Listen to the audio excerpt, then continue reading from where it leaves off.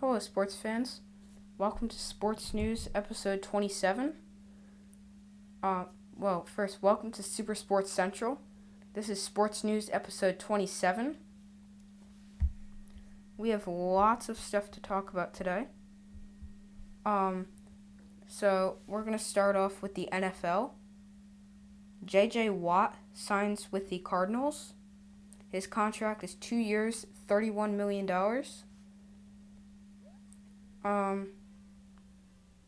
He is guaranteed $23 million. And he also reunites with Deshaun Hopkins. The Vikings released two-time Pro Bowl tight end Kyle Rudolph after 10 seasons. The Dolphins are expected to cut Kyle Van Noy 1 year after signing a huge contract. So last year the contract he signed was 4 years, $51 million. And could Russell Wilson be on his way out of Seattle?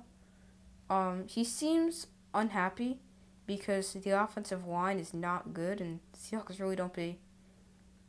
they're really not doing much about it. So, if I were the Seahawks, and I'd want my franchise quarterback Russell Wilson to stay in town, I would go out and try to fix the offensive line.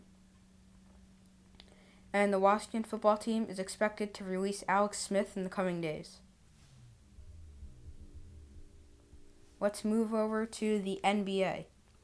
The Hawks have fired coach Lloyd Pierce. And Pierce had issues with Trae Young. So it makes more sense to me that they're moving on from Pierce rather than moving on from Trae Young, because Trae Young, he has so much potential. The All-Star Game reserves have been announced. It is actually East versus West. So I told you the starters, and now the reserves for Team Durant are Jaylen Brown, Jason Tatum, James Harden, Zach LaVine, Julius Randle, Ben Simmons, and Nikola Vucevic.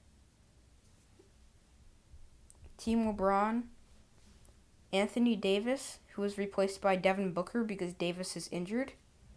Paul George, Rudy Gobert, Damian Lillard, Donovan Mitchell, Chris Paul, and Zion Williamson.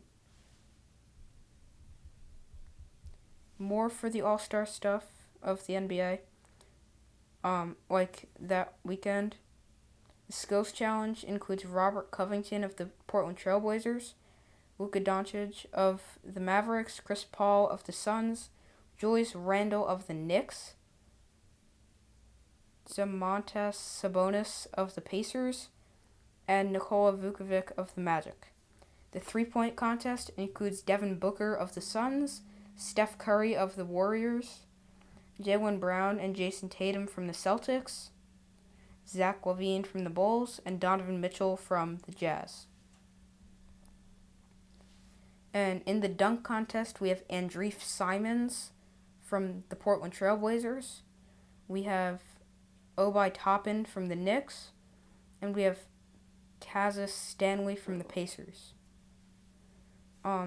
So teams with the best and worst records through this point in the season is the Jazz, the Lakers, and the Clippers are the best. The Jazz are 27-8. The Lakers are 24-11. The Clippers are 24-12. The worst teams are the Rockets, Pistons, and Timberwolves. The Rockets are 11-22. The Pistons are 9-25,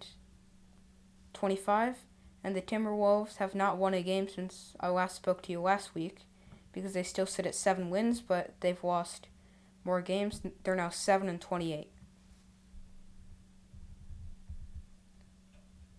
Over to the NHL. This morning, the Pittsburgh Penguins placed Sidney Crosby on the COVID reserve list.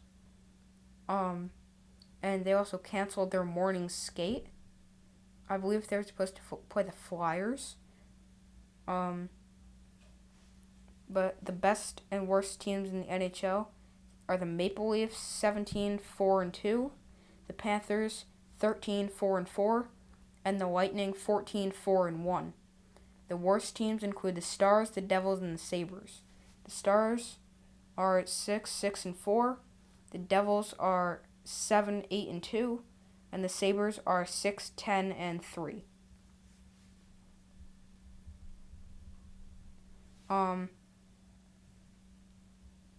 In the MLB, spring training has started, and the regular season starts at the end of the month.